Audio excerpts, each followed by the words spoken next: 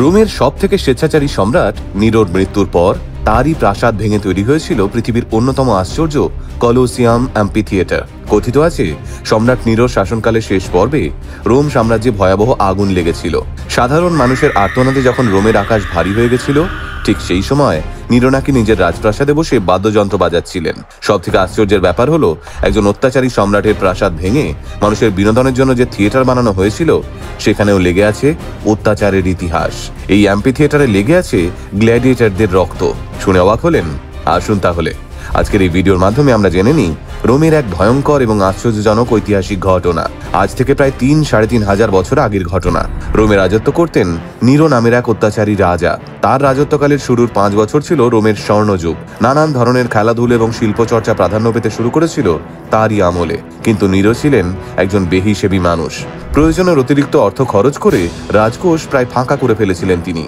তবুও তার বিলাসিতা কোনোদিনই কমেনি। এরপর তিনি রোমের সাধারণ মানুষের আয়কর বাড়িয়ে দেন। এর ফলে সাধারণ মানুষকে আয়ের বেশ মোটা একটা অংশ রাজকোষে দিতে হতো। এই সময় সাধারণ মানুষের মধ্যে অসন্তোষ বাড়তে থাকে। তবে বিদ্রোহ সব থেকে বেশি হতে শুরু করে জেরুজালেমে। এই জেরুজালেমের বিদ্রোহ দমন করার জন্য সম্রাট নিরো অবসরপ্রাপ্ত এক সেনাপতিকে জেরুজালেমে পাঠান। এই সেনাপতির নাম ভেসপাসিয়ান। এই সময় রোমে সিনেট ব্যবস্থার প্রচলন ছিল। এই সিনেট সম্পর্কে দু চার কথা বলে রাখা ভালো। রোমের প্রবীণ ও অভিজ্ঞ নাগরিক এবং ক্ষমতাশালী পুরুষদের নিয়ে গঠিত হতো এই সিনেট।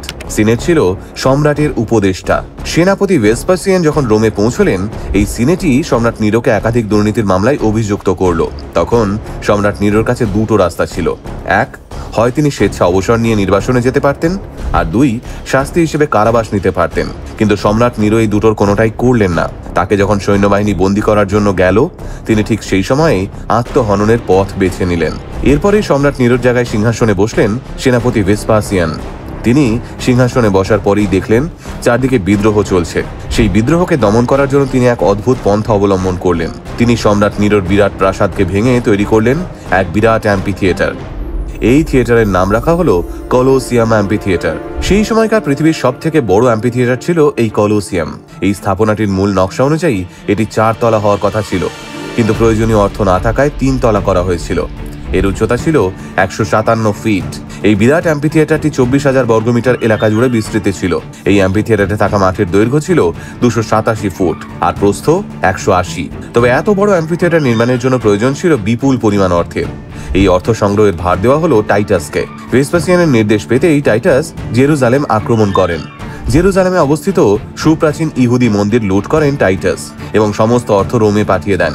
আর তার সাথে পাঠান জেরুজালেম আক্রমণের সময় বন্দী 30,000 মানুষকে।